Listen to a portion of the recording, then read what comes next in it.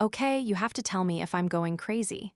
Seriously, because I feel like I'm living in some parallel universe this week, and I honestly don't get what I did wrong. It's Carly. You know Carly, my work wife, the one who basically taught me everything when I first started here. Now, God, she looks right through me. It's not even like she's angry. It's worse. It's this polite, empty smile she gives me when we pass in the hallway, like I'm just another piece of office furniture. And it's not just her. The whole team is weird. The lunch table goes quiet when I sit down. Emails that I know I should be on are suddenly not in my inbox. Can you believe that? It's like I've been quietly erased. And for what? What was my great crime? I was trying to help. That's it. That's the whole damn story.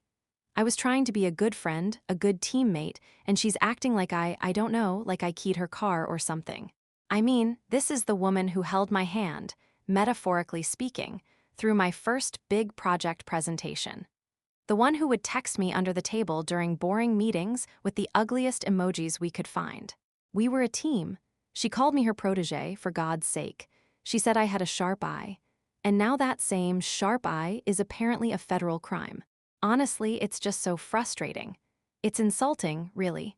To have someone you respect that much, someone you genuinely look out for, just completely shut you down over nothing. A total non-issue. I keep replaying it in my head, and I just can't see it. I can't see what I was supposed to do differently. What would you do? I mean, am I the asshole here? Because from where I'm standing, she's the one making a huge, dramatic deal out of something that was supposed to make us both look good. It's unbelievable. So look, it all started with the Viridian Dynamics presentation. This was a huge deal, right? Like, make or break the quarter huge. The air in conference room 3 was so thick with tension you could have spread it on a cracker. Landing Viridian meant bonuses, promotions, a whole year of breathing room. Losing them, well, nobody wanted to think about that. And Carly was the lead. Of course she was, she's the best. And honestly, she was on fire. I mean, absolutely magnetic. She had old Mr. Davies and the two VPs from Viridian just eating out of the palm of her hand. She handled a really tricky question about data security with this incredible mix of confidence and humility, even making one of the VPs chuckle. The way she could take this super dense, technical data and turn it into a story, it was a masterclass. I was sitting there, just watching her, and I was genuinely proud. Like, that's my mentor, that's my friend. She was in the home stretch, wrapping up the Q&A, and everything was flawless. Perfect. Except for this one tiny little thing, and I mean tiny. A Viridian VP asked her about our integration scaling, and in her answer, she used the term data warehousing. Now look, is that wrong? No, not technically, but it's old. It's a 5-year-old term in a 6-month-old world. The whole industry, and more importantly, our own pitch deck, has been using data lakehouse architecture for the last year. It's the buzzword, the thing that signals you're on the cutting edge. It's the term Mr. Davies himself used in the all-hands meeting last month, like 5 times, making it sound like he invented it. The words just hung there in the air for me. It was like a perfectly composed painting with a single, jarring brushstroke of the wrong color. Did it ruin the whole thing? No. But once you saw it, you couldn't unsee it. I looked around the room. Nobody flinched. The clients were nodding, Davies was beaming, it didn't matter to them. But my heart started beating a little faster. This is what separates the good from the great, I told myself.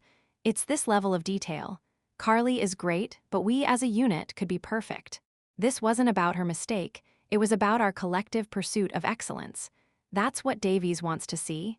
He doesn't just want soldiers, he wants lieutenants who think like generals.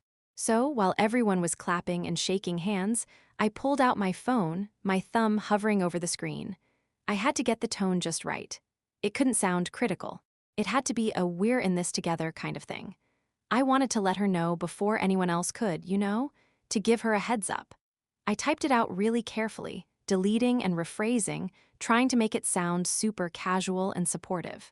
The lol was crucial. It makes everything sound less serious, right? Hey, you totally killed it in there. Seriously, they loved you.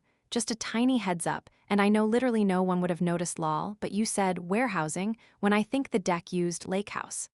Just for future reference so we're all aligned. You were amazing though, let's get lunch to celebrate. See, friendly, helpful, right? I even put a smiley face. It was a message of pure, unadulterated support. I was helping her, protecting her image. I hit send and felt good.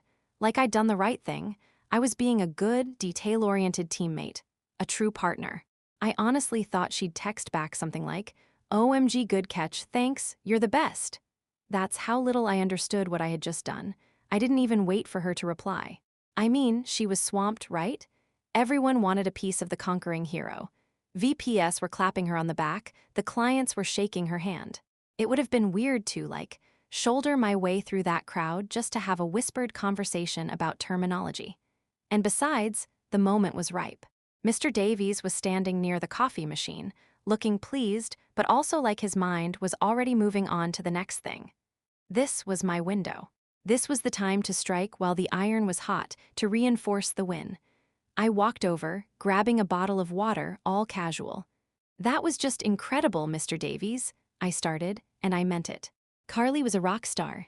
He nodded, a big smile on his face. "She was indeed. A home run for the whole team, Yasmin." "Absolutely," I said, leaning against the counter a bit. "You know, it's funny. Carly and I are such perfectionists, our brains are always going. Even as we were celebrating, we were already thinking about the follow-up." I made sure to say we. It was very important that this was a we thing. Davies raised an eyebrow, intrigued.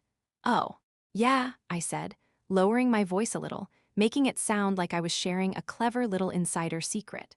Just now, I was pointing out to her, and she totally agreed, that we could make our messaging even tighter. For instance, in the Q&A, she used the term data warehousing. It was a perfect answer, of course, but we were just thinking, for the follow-up proposal, if we consistently use data lakehouse architecture across all communications, it reinforces that cutting-edge image you were talking about last month. I paused, letting it sink in. I presented it not as a mistake she made, but as a strategic insight we had. A proactive optimization. I was framing myself as someone who thinks on the next level, someone who supports my team lead by seeing the bigger picture. It was brilliant, if I do say so myself. Davies' smile changed. It was less about the general win now and more focused, more impressed. He looked right at me. "That's a very sharp observation, Yasmin," he said slowly. "A very sharp observation indeed. That's exactly the kind of proactive, 360-degree thinking this team needs." And honestly, I felt this warm buzz. Like, yes, this is it. This is how you play the game. You don't just do your job, you show them you're thinking about their job. I had taken a tiny, insignificant slip-up and spun it into gold. I had made myself look good, I had made Carly look good, because she was leading a team of such sharp thinkers. And I had made the whole department look good. "We just want to make sure we're dotting every I for you, Mr. Davies," I said, giving him a modest little smile. "Good," he said, clapping me on the shoulder. It was a firm, appreciative clap. "That's exactly what I want to hear. Keep that up." He walked away, and I took a sip of my water, feeling like I was floating. I glanced across the room and saw Carly was finally alone for a second, looking at her phone. I expected her to look up, catch my eye, and give me a little nod or a smile. A thanks for the heads-up kind of look. But she didn't. Her face was just blank. She read the message, her thumb stopped scrolling, and then she just slipped the phone back into her pocket and walked out of the room without a backward glance. I thought, she must be really drained. The next day, the chill set in. It wasn't a storm, you know. It was more like a sudden drop in atmospheric pressure. I walked into the office, feeling pretty damn good, and said my usual, "Morning, Carly," as I passed her desk. Normally, she'd look up with a big smile and say something like, "Hey, Yas, coffee saved my life this morning, you want one?" But this time, she just looked up from her monitor, gave me a tight little smile that didn't reach her eyes, and said, "Morning." Then her eyes were right back on her screen. It was so clipped, so sterile. It was like talking to a stranger. I brushed it off. Maybe she was just busy, stressed about the Veridian follow-up. But then, at 11 a.m., the email for the project postmortem meeting landed in my inbox. Or, it landed in everyone else's. I only found out about it because I overheard Kevin asking Maya if she'd finished her summary notes. I did a quick search. Nothing. I wasn't on the invite. Carly was the organizer. I walked over to her desk, my stomach doing a little flip. "Hey, Carly," I said, trying to sound casual. "Did you send out the Veridian post-mortem invite? I don't think I got it." She didn't even look up this time, just kept typing. It's just for the core project leads, Yasmin. Davies wanted to keep it lean. Core project leads? I was her number 2 on this. I'd built half the slides in that deck. Since when was I not a core lead? The word stung, but it was the way she said it, so matter-of-fact, so dismissive, that really got me. It was a door being quietly but firmly shut in my face. The lunch invitation was the next sign. It was an unspoken rule, Carly's team ate together. But that day, I saw them all getting up, grabbing their wallets, and she just led them out. She didn't even look in my direction. I was left sitting at my desk under the buzzing fluorescent lights, the silence of the suddenly empty office ringing in my ears. It was so deliberate. It was a statement. I tried to talk to her, I really did. I caught her by the elevators that evening. "Hey, is everything okay?" I asked, my voice sounding way more desperate than I wanted it to. "You seem distant." She finally looked at me then, and there was nothing in her eyes. No anger, no sadness, just a kind of weary finality. "I'm fine, Yasmin, just busy. Lots to do." And then the elevator doors opened, and she stepped inside. She didn't hold the door. She didn't say goodbye. The doors just slid shut, leaving me standing there with my reflection in the polished steel. That's when the anger started to bubble up. I mean, what the hell? I did one tiny thing, one helpful thing, and she was exiling me. It was so unfair. It was a complete overreaction. This wasn't my fault. This was her, being ridiculously sensitive. I felt this hot wave of indignation wash over me. Fine. If she wanted to be that way, fine. Two can play at the professional and distant game. The bomb dropped a week later. It was in the Monday morning team meeting, the one where we all go around the table and give our weekly updates. The air was already thick with this unspoken tension, at least for me. Everyone else was laughing at some joke Mr. Davies made. I just sat there, stirring my coffee, feeling like I was behind a pane of glass. When it was Davies' turn to speak, he started with the usual corporate rah-rah stuff. Then, he cleared his throat and put on his serious, "I'm about to impart some wisdom" face. "You know," he began, looking around the table. "One of the things that impressed me most about the Veridian project was the culture of constructive feedback we're starting to build. It's not always easy to point out areas for improvement, especially when a project is already a success. It takes courage and a real commitment to the team." My heart gave a little thump. I sat up straighter. I knew where this was going. "I want to specifically commend Yasmin," he said, and his eyes landed directly on me. After the presentation, she came to me with some incredibly sharp insights. She pointed out a minor inconsistency in our terminology that, while small, showed she was thinking on a strategic level. Her proactive approach in debriefing with Carly to ensure we're all perfectly aligned is a perfect example of the kind of ownership I want to see from every single person in this room. He beamed at me, and in that moment, the entire room went dead silent. Utterly, profoundly silent. You could have heard a post-it note drop. The friendly chatter, the clinking of coffee mugs, it all just evaporated. I felt 12 pairs of eyes swing towards me, and it wasn't admiration I saw. It was a cold, clinical assessment. It was like they were all seeing me for the first time, and they didn't like what they saw. I risked a glance at Carly. She was sitting directly across from me. She had a smile on her face. It was a perfect, professional, corporate smile. It was the kind of smile you'd see in a stock photo under the heading businesswoman. It was completely flawless and utterly terrifying. Her eyes were fixed on me, and there was no anger, no hurt, nothing. It was a void. It was the look you give a problem you've already solved. I felt my face flush hot with a toxic mix of pride and absolute horror. He was praising me. I had won. This was the recognition I wanted, right? I had shown him I was sharp, that I was management material. But as I sat there, soaking in his praise, I could feel the invisible threads that connected me to everyone else in that room just snapping, one by one. I had won the battle, the stupid, pointless little battle for Mr. Davies' approval. But in the dead silence of that conference room, looking at Carly's empty smile, I knew, with a certainty that chilled me to the bone, that I had just lost the entire goddamn war. The quarterly company mixer was last Friday. It's supposed to be this big, fun event. Free food, cheap wine, a DJ playing songs that were popular 5 years ago. A mandatory celebration. In the past, Carly and I would have pre-gamed it, making fun of what everyone was wearing via text before we even walked in. This time, I stood by the sad-looking cheese platter for a solid 20 minutes, pretending to be fascinated by the architectural details of the ceiling. It was agony. I made myself circulate, nursing a plastic cup of warm Chardonnay. I tried to join a conversation with Kevin and Maya from marketing.